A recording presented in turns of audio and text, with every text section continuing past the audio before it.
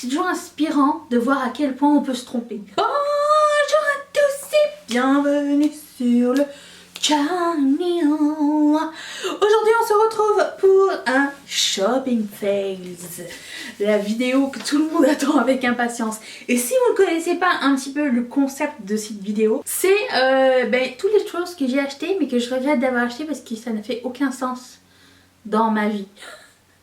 Et je vous présente lesquels. Alors parfois je fais un petit tri parmi mes affaires et je trouve des trucs, je me dis mais non mais c'est juste pas possible. Tu sais, tu leur redonnes et redonnes des chances, ça ne fonctionne pas. Donc j'ai deux vêtements, deux items à vous montrer. Je commence par celui-ci que j'avais acheté chez Shein. Alors oui, c'était la vidéo d'hier, j'ai fait un haul Shein. Il n'était pas dedans, mais il était dans une vidéo de l'année dernière, je crois. Je pensais avoir fait une bonne affaire, ok? Je pensais que c'était cute et que c'était beau et que c'était original surtout. Et j'aimais beaucoup le fait qu'il y ait des perles dessus. Je vais vous montrer l'item en question. Donc c'est un top que j'ai pris déjà un peu grand. Et en plus je suis petite. Donc c'est un top pull. Donc il est pull à moitié pull. Et de l'autre côté il est tulle. Il est robe. C'est comme un pull tunique. Seul défaut de ce truc c'est qu'il est tout en largeur. Je suis déjà une personne assez large on va dire. Donc j'ai pas besoin de quelque chose qui est plus large que long. Voyez-vous, la partie pull est un crop top. C'est-à-dire que si je lève les bras, on voit mon soutien-gorge et mon under boobs. Ce qui n'est pas l'effet désiré au quotidien. Et puis la tulle est beaucoup trop longue. Alors je l'ai portée avec un legging. J'ai essayé de voir, mettre un t-shirt noir à l'intérieur pour voir ce que ça donnait et tout. J'essaie toujours de trouver des petites solutions pour pas gâcher mes vêtements et pour pas jeter les vêtements après les avoir achetés ou quoi. J'essaie toujours de trouver quelque chose. Bon, c'est long. J'aurais pu faire un ourlet, j'aurais pu cintrer sur le côté, mais le fait est que quand je suis debout, le truc semble tellement minuscule en haut et long en bas que ça ne fait aucun sens sur la proportion de mon corps. Et du coup, quand je le porte, je l'aime pas. Alors, ce qui a encore plus fait en sorte que je l'aime moins, c'est qu'un jour je l'ai porté avec un legging et j'avais fait un bun et quelqu'un m'a dit « Oh, tu as un look ballerine !» Je déteste le look ballerine. Je déteste le look ballerine. C'est l'opposé extrême de mon esthétique. Alors vous allez me dire, mais Danisha, tu portes une couronne, un chignon et t'aimes pas... Non, mais je porte ça avec un t-shirt, tu vois. C'est pas pareil. Mais à chaque fois que je porte ce truc, c'est super frustrant. Je dois toujours trouver une entour la poule pour pouvoir le mettre. Ça m'énerve. Et du coup, je vais le mettre dans mon sac de dos. Alors ce que je n'utilise pas, je vais le donner. À moins que ce soit vraiment déchiré ou taché pour la vie et que je puisse plus rien en faire. Ça n'est pas le cas. Je prends soin quand même de mes vêtements. Mais pour le coup, ça c'était un gros fail. Je pense que c'était dans une de mes vidéos il n'y a pas longtemps. Je mettrai la playlist All Shein dans la barre d'infos si ça vous tente d'aller fouiller et de trouver cette immondice. Faites-vous plaisir. Vous allez me dire si vous êtes d'accord avec moi. Ensuite, c'est un pull que j'ai depuis super longtemps. Et je dois vous dire que la seule raison pour laquelle je ne m'en suis pas débarrassée avant, c'est parce que la couleur me va bien au teint. C'est une couleur magnifique. Donc c'est un pull de la marque Old Navy. Ça fait de nombreuses années que je l'ai. Le seul truc qui se passe avec ce pull, c'est que il est impossible à porter. Vous allez me dire dans les commentaires si ça vous est déjà arrivé d'acheter un item que vous pouvez jamais porter au cours de l'année, soit parce qu'il est trop chaud et que il est fait pour porter avec quelque chose de léger, ou vous savez, ça nous est tous arrivé. Bon, je vous explique un petit peu ma théorie. C'est un pull en espèce de fausse laine, donc il est assez chaud, donc c'est un vêtement d'hiver. Le seul truc qui arrive, c'est que c'est un pull transparent. Qui a eu l'idée de faire un pull transparent? Comment? Donc du coup, à l'intérieur, je le porte avec juste mon soutien-gorge, parce que s'il y a bien un truc que je déteste dans la vie, c'est que le col de ce que je porte en dessous dépasse du col de... C'est beaucoup de gestion. Donc j'ai pas de chandail de t-shirt qui va à l'intérieur et dont le col est assez bas pour porter avec. J'ai pas envie d'acheter un t-shirt expressément pour ça, d'autant plus que tous mes t-shirts sont imprimés, donc peu importe ce que tu mets à l'intérieur, l'imprimé se voit puisque complètement transparent, hein, on se voit. Donc ça ne fait aucun sens, ce pull ne fait aucun sens. Je le mettais juste pour filmer, je le mettais très rarement pour sortir parce que soit il n'était pas assez froid, soit il faisait pas assez froid, soit il faisait pas assez chaud. Et du coup sortir en soutien-gorge avec juste ça, ce qui me dérange pas, hein, de sortir avec des vêtements transparents, avec on voit mon... Mais si c'est pour porter un pull et que c'est l'hiver, tu vas pas porter un pull en été parce qu'il fait froid quand tu portes que ton soutien-gorge, tu vois ce que je veux dire. Donc c'est un pull qui fonctionne pas avec ma vie, vraiment absolument pas, ça fonctionne pas avec du tout mon quotidien. J'aimerais bien savoir si ça vous est déjà arrivé ou si c'est juste moi qui ai des problèmes dans ma tête quand j'achète quelque chose, que ça ne fonctionne pas. Alors je le gardais pour la couleur mais je le portais jamais pour sortir du coup. Je pense que lui je peux le jeter, il a beaucoup vécu. Passons aux accessoires, je vais commencer par ce merveilleux serre-tête que j'ai acheté chez Zara il y a quelques années, je pense que c'était en 2013, je pense, quelque chose comme ça. Je ne le mets jamais. Pourquoi? Parce que c'est un serre-tête qui va en arrière, qui est supposé faire joli mais de derrière, vous voyez. Je ne veux pas le mettre parce qu'en plus de ça, il y a ces dents, les dents horribles de serre-tête que si tu le mets, t'es pris pour toute la vie. Tu comprends? C'est un engagement à long terme quand tu mets ça.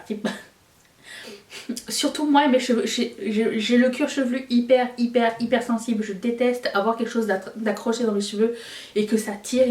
Alors ça, quand tu mets ça, genre tu fais, admettons tu fais un chignon bas puis tu mets ça dans tes cheveux, ben c'est beau. Mais de derrière. C'est-à-dire que de devant, tu ne vois absolument rien. Tu vois genre deux perles qui sortent ici et tu te dis ah mais de derrière ça doit être beau. Non, je ne suis pas d'accord avec cette idée puisque moi quand je m'accessoirise, je veux voir ce que ça donne. Je veux que ce soit pour moi le plaisir autant que pour les autres. J'ai envie que si mon serre-tête il est beau, j'aimerais bien que ce soit beau de devant, que quand je me filme, quand je me vois, quand je me passe devant un miroir, ce qui se passe derrière ma tête, il n'y a rien à péter. Voilà, comme ça c'est dit. Alors j'ai vu plein de gens qui avaient ce genre de serre-tête et c'était super joli parce que tu peux avoir un truc super chic et puis du coup tu peux avoir juste les cheveux au naturel et mettre ça en arrière et ça se... Non, ça ne fonctionne pas. Moi je vais être extra pour toujours et du coup ça c'est l'antithèse de ma personne, encore une fois. Donc ça je vais en faire don puisque c'est un très bel objet quand même, genre pour un mariage, un truc comme ça. C'est juste que... Non. J'ai trouvé un collier. J'ai rangé ma chambre. Oui, pouvez-vous le croire. De chez H&M. Est-ce que vous vous rappelez? C'était les collections genre Oshaga, pas Oshaga, Coachella, tout ça. Somme toute, c'est pas un moche collier. C'est juste que plus je ressors, parce que je fais une rotation dans mes bijoux. C'est-à-dire que je ne mets pas toujours la même chose. J'essaye de mettre tous mes anciens trucs. Et je vois que mes goûts évoluent avec le temps, ce qui est normal. Les modes évoluent aussi. Et à chaque fois que je ressors des bijoux de chez H&M, je me dis mais comment j'ai fait pour acheter ce genre de truc? Qui étais-je? Pourquoi j'ai acheté ça? Tu le vois à 10 000 km que c'est de la scrap en termes de qualité. En arrière c'est du tissu, du feutre. Alors certes c'est quand même quelque chose d'estival et tout, mais les bijoux H&M, est-ce qu'on est d'accord que ça vieillit super mal? Je comprends absolument pourquoi j'ai acheté ça. C'était pour la vibe festival de musique, qui soit dit en passant... J'ai jamais été dans un festival de musique, pour moi c'est une idée, c'est genre je suis pas assez cool. Et faire pipi dehors c'est pas encore dans mes cordes. Donc je n'ai jamais été dans un festival de musique, mais je sais que j'ai dû être attirée par ce dégradé de cordes néon et par le petit bout de strass en plastique au milieu qui ne brille absolument pas. Je sais que j'aime ce genre de mélange là, je sais que c'est quelque chose qui me plaît, mais en plus de ça, ça fait combien de temps qu'on n'est pas vu avec un collier? Je mets très peu de colliers en ce moment, je sais pas, ça va sûrement revenir, hein, mais c'est juste que c'est plus trop, je sais pas, je suis plus boucle d'oreille, quoi qu'aujourd'hui j'en ai pas mis, c'est pas grave. Pas obligé d'en mettre tous les jours, hein, mais j'ai mis un serre-tête. Mais ce collier, je me dis que j'ai dû être, ou alors j'ai dû l'acheter genre J'ai acheté toujours mes trucs soldés chez H&M. Tu sais, la section où il y a un gros 5 sur l'étiquette, c'est écrit 5 $, 2 $. J'ai acheté toujours ça là. Serre-tête. J'ai retrouvé ce genre de serre-tête là chez moi. Ça, je pense que j'ai dû l'acheter chez ASOS. Et c'était l'époque paquet cadeau. Non, c'était l'époque Gossip Girl, je pense, ou quelque chose comme ça. Donc ça fait déjà très très longtemps. Quoique, à bien y penser, Blair Waldorf n'aurait jamais porté ça. Ça, c'est fait pourquoi? C'est pour aller faire un baptême. Donc pour un enfant. C'est pas fait pour une adulte. Alors moi j'étais dans l'exploration des looks avant, de toute façon. Je ne regrette pas d'avoir exploré. Ça me permet d'avoir ce genre de reliques. Par contre, ce qui est cool, c'est que j'ai la fille du meilleur ami de Mathieu qui pourrait adorer ce serre-tête. Donc je vais lui garder parce que quand j'avais 25 ans, c'était même pas fait pour quelqu'un de 25 ans. On est bien d'accord? Donc voilà. Et pour finir, j'ai aussi ce magnifique serre-tête qui tellement il est pas fait pour les adultes qu'il ne passe pas derrière mes oreilles. Genre il s'arrête là. Tu vois, un serre-tête d'adulte s'arrête là. Un serre-tête d'enfant s'arrête là. Alors j'en ai d'autres des serre-têtes à pompons. Celui-ci, tout comme lui, serait de beaux ajouts à un paquet cadeau. Mais ne sont pas faits pour ma tête, ou plus faits pour ma tête, ou je sais pas trop. J'ai grandi, quoique j'ai acheté ça sur ASOS à la même époque que l'autre. À chaque fois que je voyais un truc original, je voulais l'essayer. Et c'est toujours d'actualité d'ailleurs. À chaque fois que je vois un truc qui sort de l'ordinaire, j'ai envie de l'essayer. Et c'est pas grave si je regrette, au moins je sais que ma passion des accessoires est assouvie. J'ai envie de quelque chose de fun, j'ai envie de quelque chose qui va agrémenter une tenue, qui va avoir une touche originale. Mais là, bon, c'était un peu extrême en termes de taille. Hein. Je comprends pas pourquoi. Est-ce que c'était vendu dans la section adulte? Aucune idée. Je pense pas qu'ils ont une section enfant chez ASOS. En tout cas, pas à l'époque où j'ai acheté ça. Bref. Peut-être c'est la section maternité. Aucune idée. Mais bon, ça aussi, je vais le donner à la fille du meilleur ami de Mathieu. Parce que je pense que si elle le rejette, je vais me sentir offensée. Mais c'est pas grave. C'était mes éléments fail, shopping fail de ce mois-ci, de ce que j'ai ramassé. J'espère que je suis pas la seule dans ce cas-là. S'il vous plaît, rassurez-moi. Et rassurez-moi en revenant demain.